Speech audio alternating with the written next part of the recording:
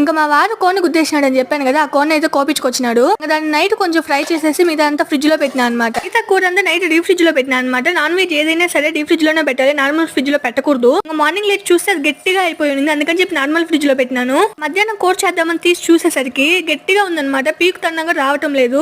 అందుకని చెప్పి normal water పోసేసి కొంచెం సేపు పక్కన ఉంచేసాను, ఈజీగా వచ్చేసింది. వాళ్ళ అక్కో ఏంటి ఇందాక నేను తెగెతుకుతున్నా, ఇద్దండి దీన్నే వెతుకుతున్నా. ఇదేంటో తెలుసా, ఎగ్ అండి బాబు. అది పెట్టక ముందు కోసి తీస్తే అట్లా ఉంటుంది అనమాట. ఇంకా చికెన్ అయితే శుభ్రంగా కడిగేసేసి కూర అయితే చేసేసా అనమాట. వీడియో అయితే మొత్తం పెట్టడం లేదు, ఎందుకంటే నాకు అసలు టైమే సరిపోవట్లేదు. మీరు ఎప్పటి నుంచో అడుగుతున్నారు నేను నాన్ వెజ్ ఏది చేసి వీడియో పెట్టినా గానీ ఫుల్ వీడియో పెట్టక్క అని, కానీ నాకే టైం సరిపోవట్లేదు. ఫైనల్ గా నాటుకోడి కూర అయితే రెడీ అయిపోయింది. దీన్ని కాంబినేషన్ గా సంగటేసుకొని తింటే ఉంటుంది సూపరో.